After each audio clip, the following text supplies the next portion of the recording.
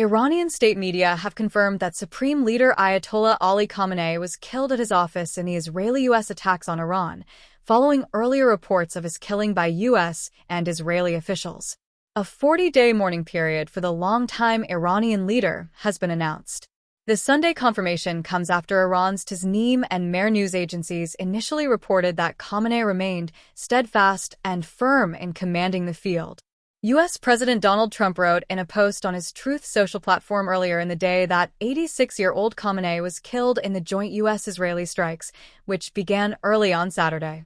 He was unable to avoid our intelligence and highly sophisticated tracking systems, and, working closely with Israel, there was not a thing he, or the other leaders that have been killed along with him, could do, Trump wrote.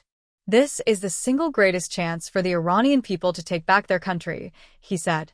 Hopefully, the IRGC, Islamic Revolutionary Guard Corps, and police will peacefully merge with the Iranian patriots. While Iranian authorities have long planned for the possible killing of Khamenei in the event of a war with the U.S. and Israel, his assassination injects new uncertainty into an unfolding conflict that has already spurred concerns that fighting could escalate and expand further. Israeli Prime Minister Benjamin Netanyahu had earlier also claimed that there were growing signs that Khamenei had been killed. Additionally, the Reuters news agency, citing an unnamed senior Israeli official, had reported that Khamenei's body had been located. Barbara Slavin, a distinguished fellow at the Stimson Center in Washington, D.C., told Al Jazeera that Iran has a plan in place in the event that Khamenei's death is confirmed. There will probably be a council that will be set up to run the country. It may already have been running the country, as far as we know, she said. Saturday's strikes on Iran targeted 24 provinces, killing at least 201 people, according to Iranian media reports, citing the Red Crescent. Among the attacks, Israel struck 2 schools in Iran, killing at least 108 people at the Shajareh Tayyibeh Girls' Elementary School in the southern city of Minab, and 2 others at a school east of the capital, Tehran.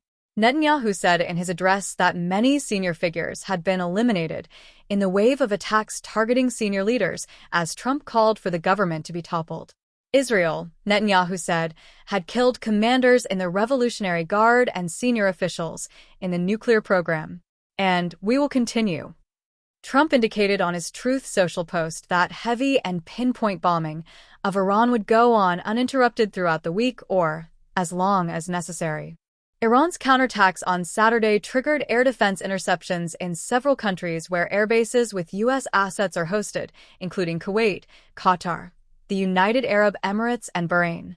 On Saturday evening, the Iranian Revolutionary Guard Corps, IRGC, said that the 3rd and 4th waves of retaliatory strikes on U.S. and Israeli positions were ongoing, according to a statement carried by the IRNA news agency.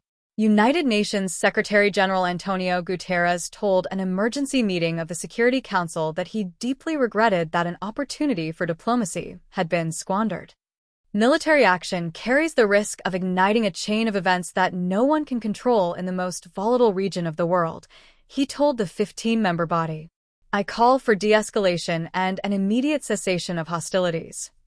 Addressing the Security Council, Iran's UN ambassador, Amir Saeed Iravani, said the U.S. and Israel had initiated an unprovoked and premeditated aggression, attacking civilian-populated areas in multiple large cities of Iran, where millions of people reside. This is not only an act of aggression, it is a war crime and a crime against humanity, he said. The U.S. ambassador to the UN, Mike Waltz, insisted that the military action was lawful. Iran cannot have a nuclear weapon, he said. That principle is not a matter of politics. It's a matter of global security. China's UN ambassador, Fu Song, said Beijing was very concerned by the sudden escalation of regional tensions. Russia's ambassador, Vasily Nebenzia, condemned the U.S.-Israeli airstrikes, demanding that the U.S. and Israel immediately cease their aggressive actions.